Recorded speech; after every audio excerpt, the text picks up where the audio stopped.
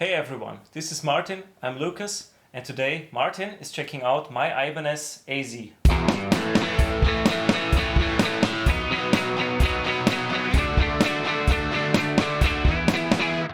This particular guitar is an AZ242F.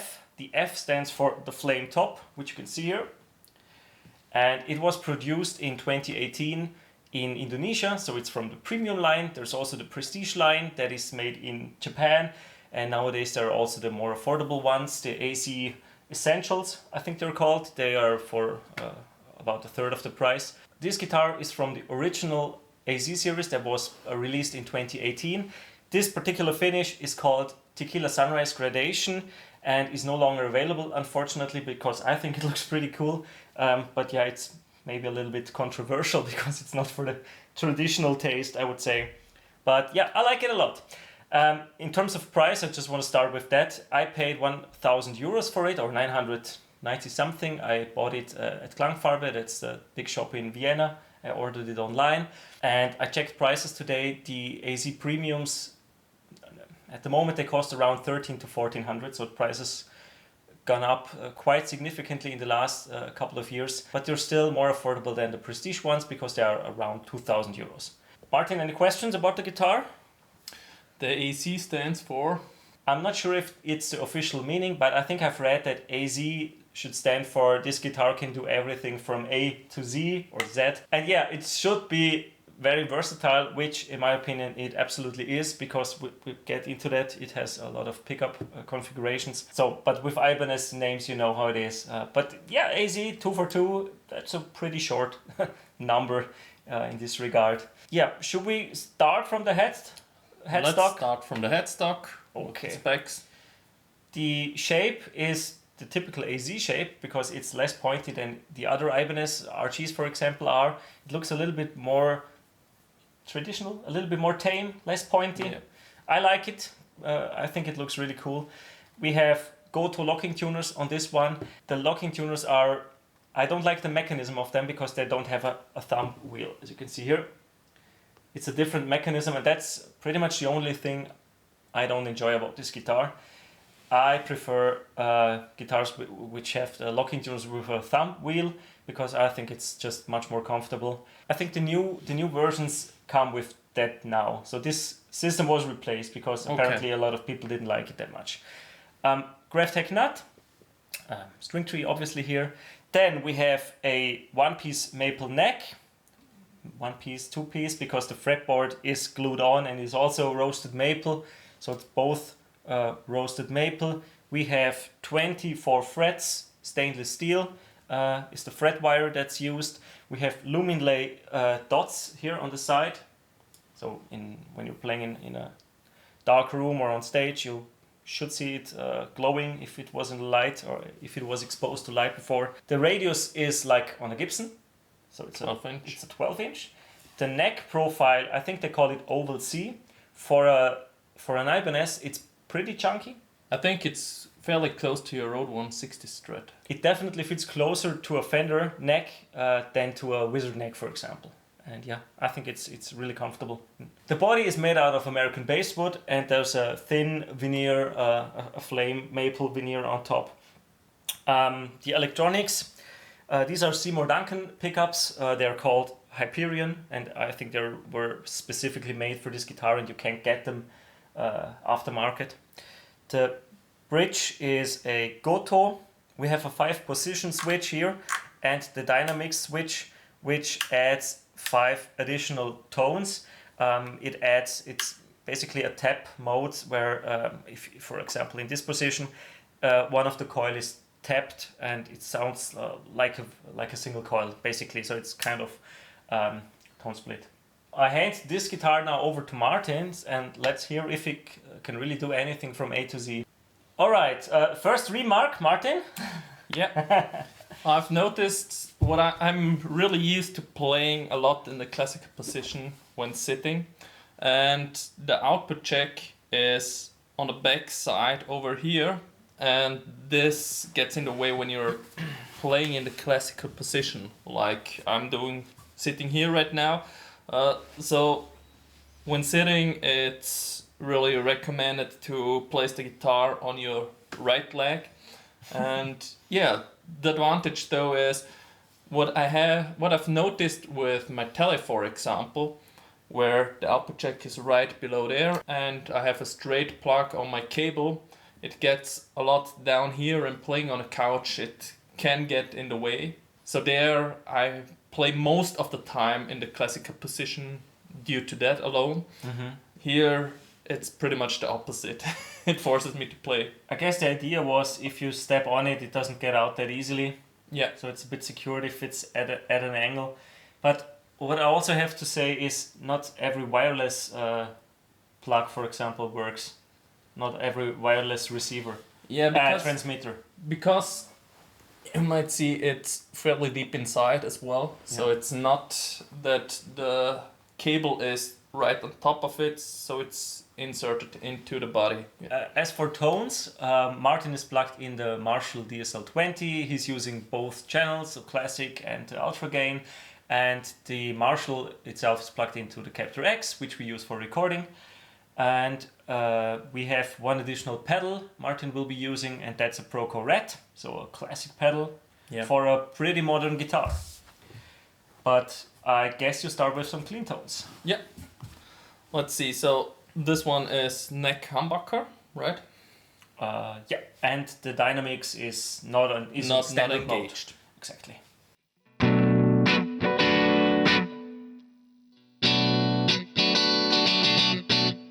This is now the inner cores, right? Yeah, both inner cores. Inner cores. Correct. So I think I like that one for funky stuff.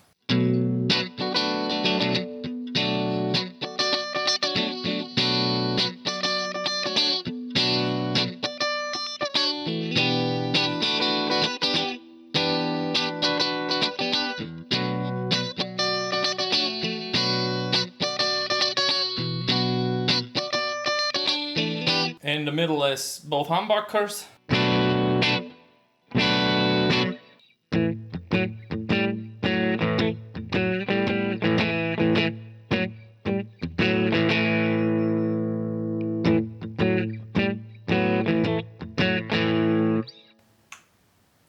Then we have both outer cores, right? Again, I think it's a lot like the Tele middle position. Yep.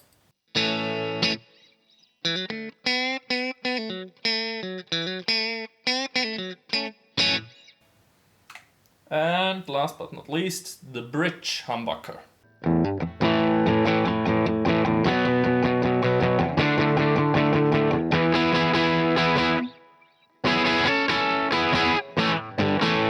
Yeah, maybe it's here, it's noticeable, but there's a little bit of hum because now this neck pickup is power tapped. Yeah, one coil is tapped. It's not a total split in this mode.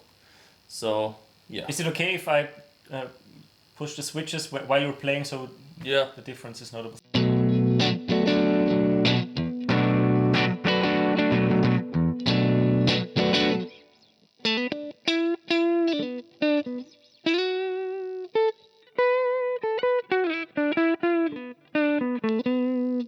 You notice it that you have that humming like on a single coil, and it gets a little bit snappier. But the loss in volume is not that big, and Yeah. I think that was the idea why they went for power tap instead of splitting. Position coil. 2 is now real split. That's just a single coil now, yeah? Just this coil, exactly. Real Okay. split.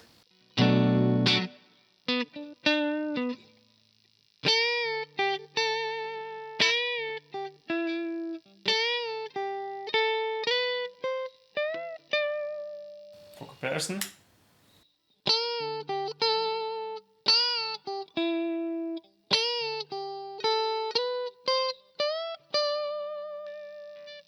Well, obviously the other one is such a middle position instead of, so that's True. again fairly different.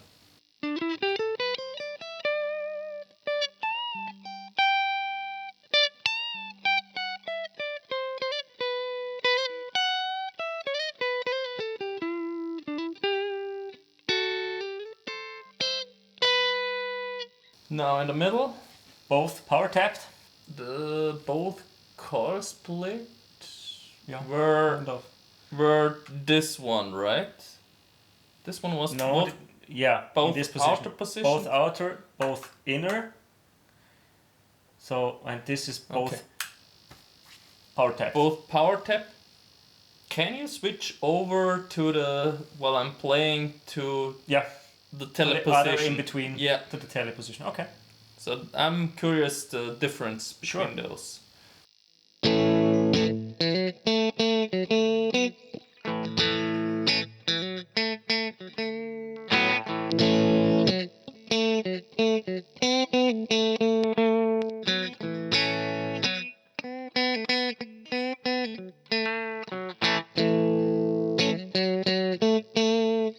A lot more volume. Mm-hmm.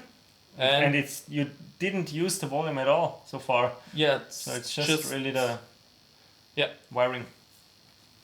Okay. That one is now. This one, just one coil. Yeah. So expect it like a telebridge, fairly glassy, probably. Let's see if it has the amount of bite. Yeah.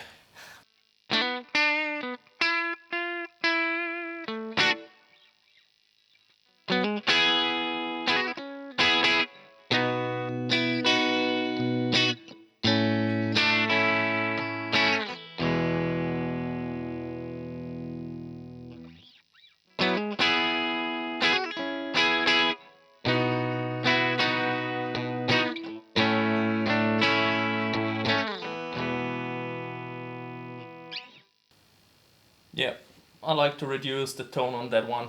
Mm-hmm. And the last one is this one, power tapped. Yeah. All back up.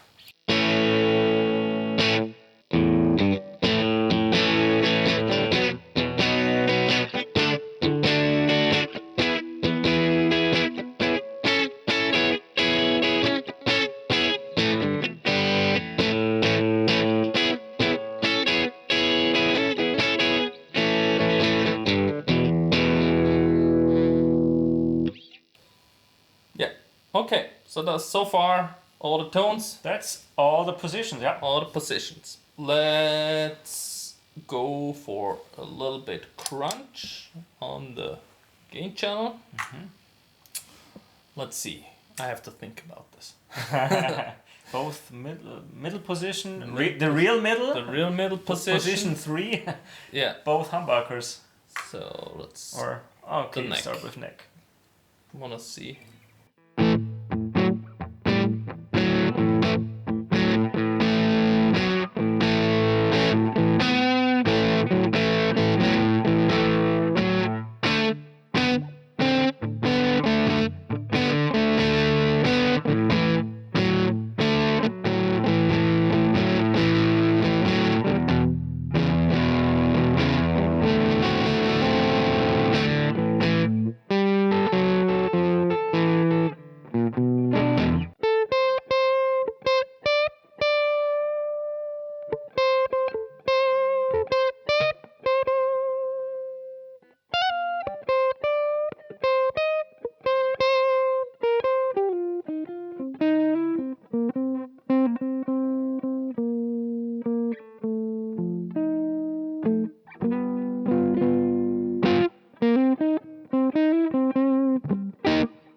And now I'm switching over to the red for a little bit more gain.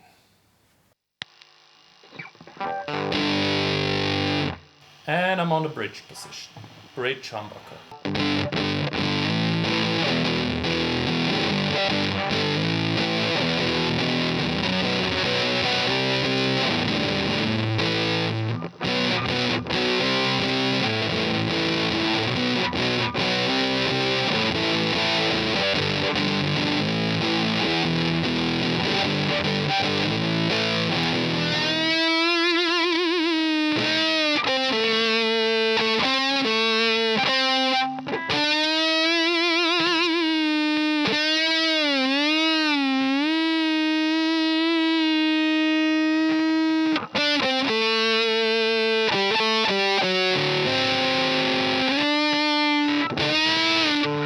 Is that a blues dive bomb? Yeah. Let's test the Trem.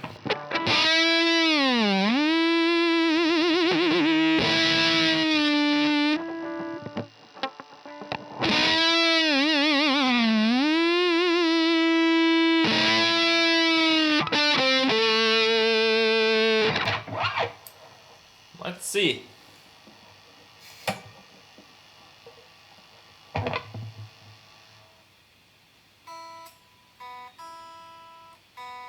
E is in tune, B is a little sharp, G is in tune, D is a little flat, A is in tune. Oh, Yeah, not pretty too bad. much, not too bad. For not having a locking nut and Yeah. not a locking down here is And it feels smooth. There is no wobble at all. It's right when you get to press it, you feel the resistance, and it's not.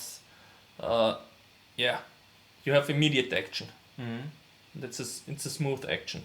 well, those were not all the tones from A to Z, whatever A to Z or A to Z stands for exactly, but we hope Martin could show you some different tones that are in this guitar and in these 10 positions. Yeah, we started with auto clean and the difference in it. Then I've used crunch, what I like usually for blues playing, and some high gain. I'm not a high gain player, so pardon me. And yeah, I think it did a good job on all of these parts. What I've noticed is I like the tone control. It works really well, and you can really dial it in fine.